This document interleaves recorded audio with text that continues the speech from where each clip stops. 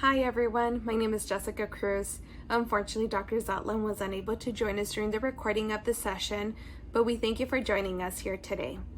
Our presentation is on new teachers' perspectives on good teaching, and we will be focusing during our presentation on 4 specific elements. First, what is good teaching? Second, we will be focusing on new special education teachers' perceptions of good teaching. Third, what types of supports are being provided to new special education teachers in order to achieve good teaching practices overall?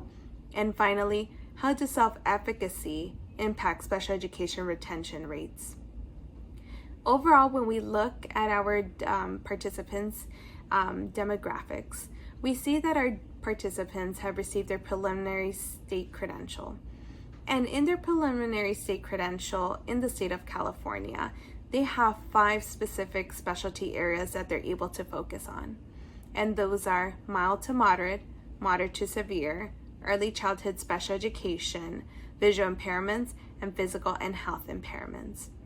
We also know that our participants are enrolled in the induction program to acquire their clear credential. They are mainly female, and they have taught in different school level ranges from pre-K to the transitional years. So what is good teaching? Good teaching encompasses different components that are associated with being a good teacher.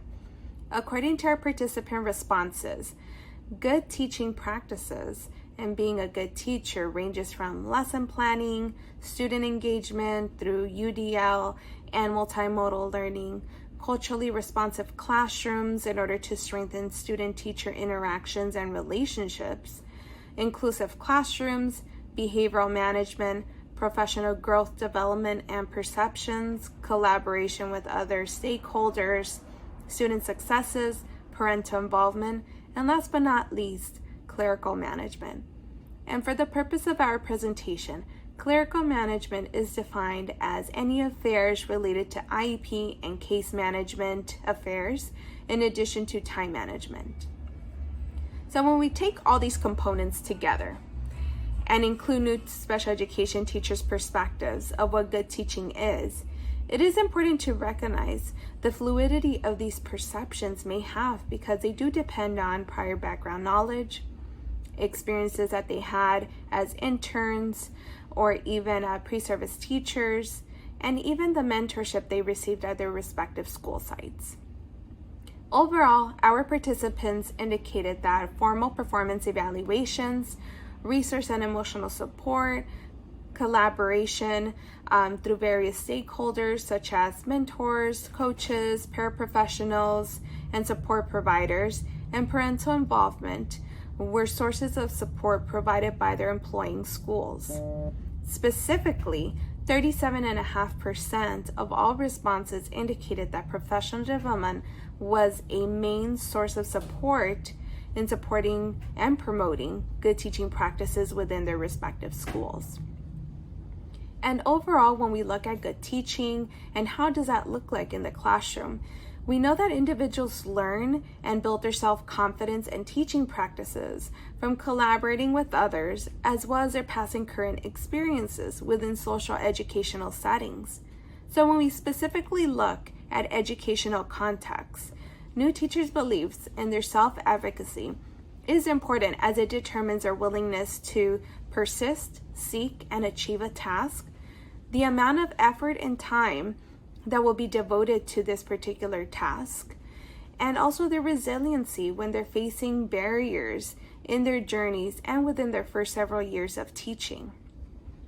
And in self-efficacy, we do see a range from high self-efficacy to low self-efficacy. High self-efficacy in new teachers is of great advantage, considering the complexity of special education teachers' roles and responsibilities.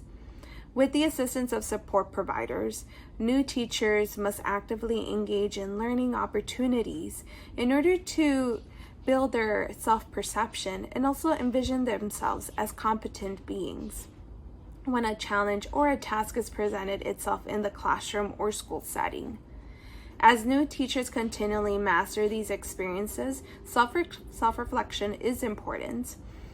in order for them to visualize their own successes and to also know that even though they have failing experiences, these particular experiences and visualizations can influence their thoughts, their motivation, their engagement, and their sense of commitment to the field.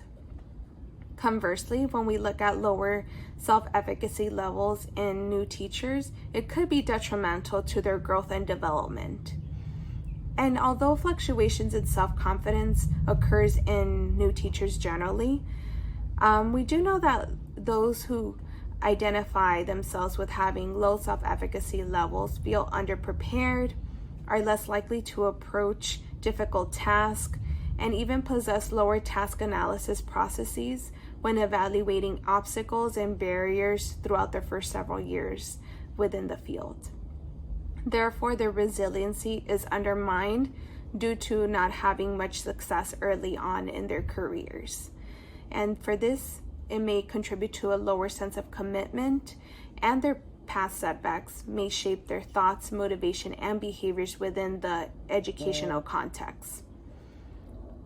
Therefore, proper formal and informal supports are essential to effectively guiding new teacher development, and also for them to feel a sense of belonging in the profession, higher self-efficacy, career satisfaction, but also teaching students with disabilities who are culturally and linguistically diverse, and as well as their families. And all these particular variables may also impact special education retention. We provided our participants with a two-part questionnaire. Part 1 focused on their pre-service experience, the assessment of their identified support providers' assistance when it came to the emotional, instructional, and clerical management support. They also rated their workload manageability and their perception of their support providers' guidance in helping them navigate the complexity of their roles. And finally, participants also indicated future plans and future projections in remaining as special education teachers in the future. So what we noticed was that 51% identified that they were assigned support providers, whereas 49% informally identified themselves with a support provider. 79% reported that they met with their support provider daily, more than once a week, or once a week. And 90% identified supports in the following areas: instructional, emotional, behavioral management, clerical management, and assessments. 93% rated their support providers as very or mostly helpful. 75% of our participants reported very manageable or mostly manageable in regards to their workload manageability. And 2%, oddly, indicated that they struggled with their workload's manageability.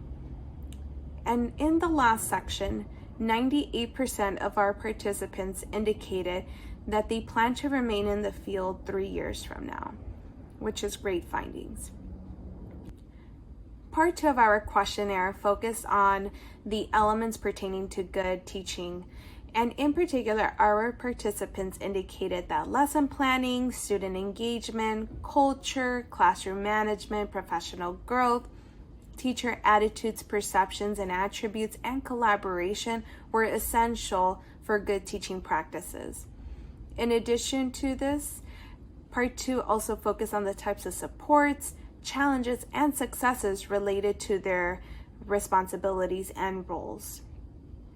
Challenges that they mentioned they experienced as new beginning teachers were the following: collaboration, behavioral management, self-efficacy, lack of supports, and clerical management.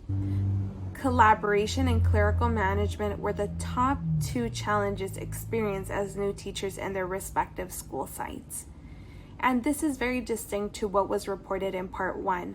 In Part 1, as we mentioned prior, 75% indicated that they either had mostly manageable or very manageable workloads.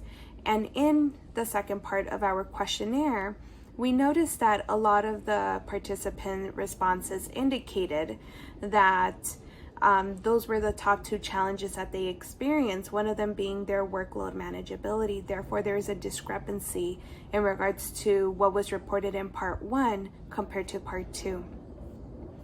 And overall, when we look at all the participant responses and looking and analyzing for themes that were derived from the data, we notice that collaboration, classroom culture, instructional practices, support systems, and student growth were the main themes that emerged from the data.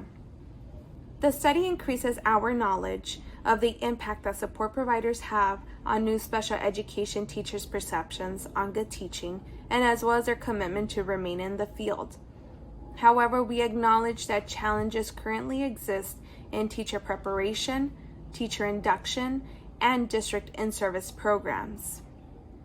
Therefore, besides instructional development, it is important for these institutions to focus on limited opportunities that they have and maximize them by actually promoting new teachers to examine their own beliefs and attitudes regarding culturally and linguistically diverse students and their families. Both teacher education programs and school districts must continue these direct conversations and self-reflections of personal and professional identities in order to increase new teachers' self-awareness, cultural awareness, and also sense of preparedness in working in today's diverse classrooms. Thank you for joining us today. We look forward to your comments, questions, and feedback that you are able to provide to us. We hope that you continue enjoying the rest of the conference today. Thank you.